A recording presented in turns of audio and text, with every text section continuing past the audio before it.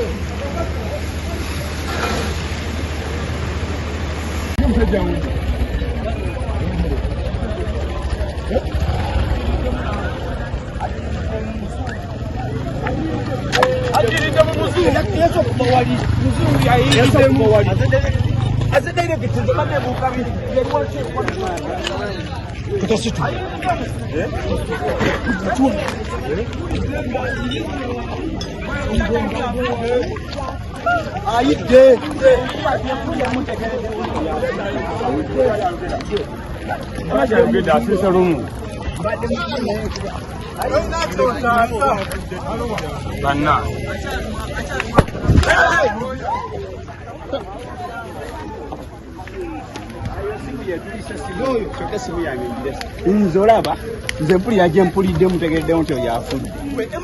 Endita jajire sojimanyi. Wali batadde warning akubye gugu alwagitadde. Mukafide mumanyi wakati. Tona osobola muyamba. Oyina buli omu. Kane omuyirako gunji kalina otandikira motoka. Muliro mu. Tasobola kuddamu kwabika kuba gundi tanka yasoose okwabika. Terusobola omusikayo.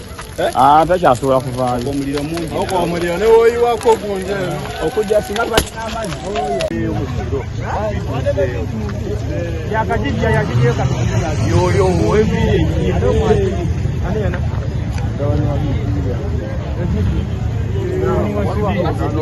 Nange nawe ddayo wakyoge.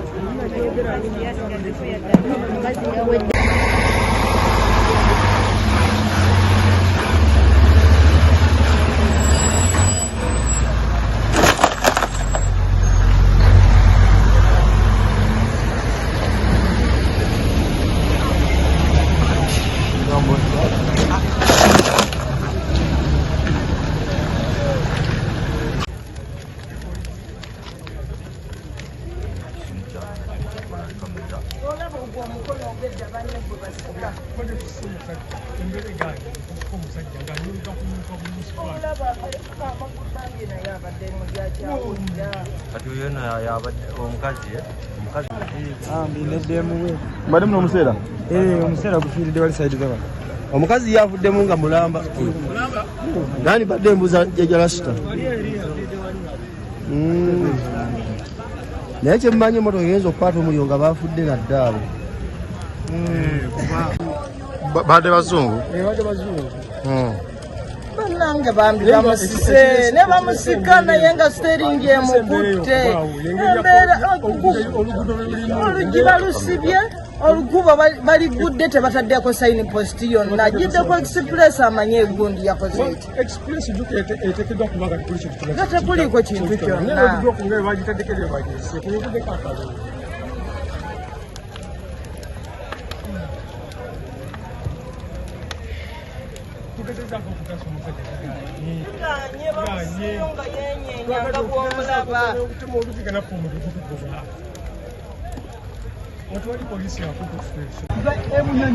mpaka wano bakuba ebintu bino byonna bagenda okuja ku makya babisasabbizetewali naye nga batukira okupanga babangaiabakibiga kimu tekwakulanyiekukolya meyi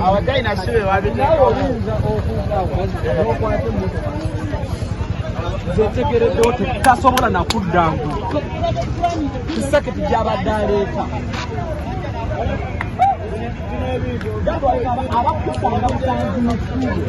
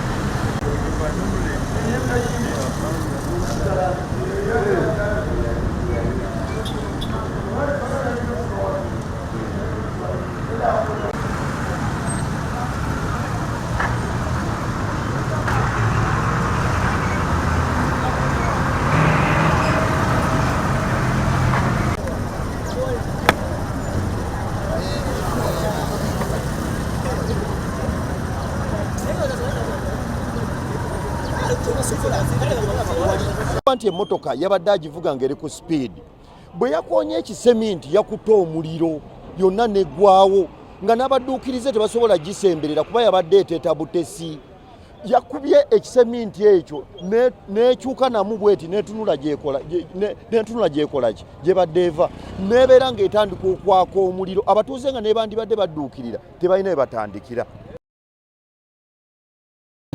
Obuzibu tusanga okufuna ku luguudo luno nti Yunule agenda n'ekyusakyusa roundabout eno ebiseera ebisinga mukulembeze w'eggwanga akozesa oluguudo luno kati olumu bagenda ne bajjamu bino ebintu byabwe bateeka mu makubo mu makati nga abantu bamanyira nti oluguudo lukola ki luyitamu buyisi kati Yunule etuuka n'ekiseera ate nezzaawo ebintu ebyo mu makati naye ate teriteekawo bubonero bulaga nti oluguudo olwo bakoze eki bazizaawo roundabout kati gobanga ova eri ng'ovuga emmotoka ogirera straight ng'omanyi nti tewali kintu kyonna kati ogenda bugenzi.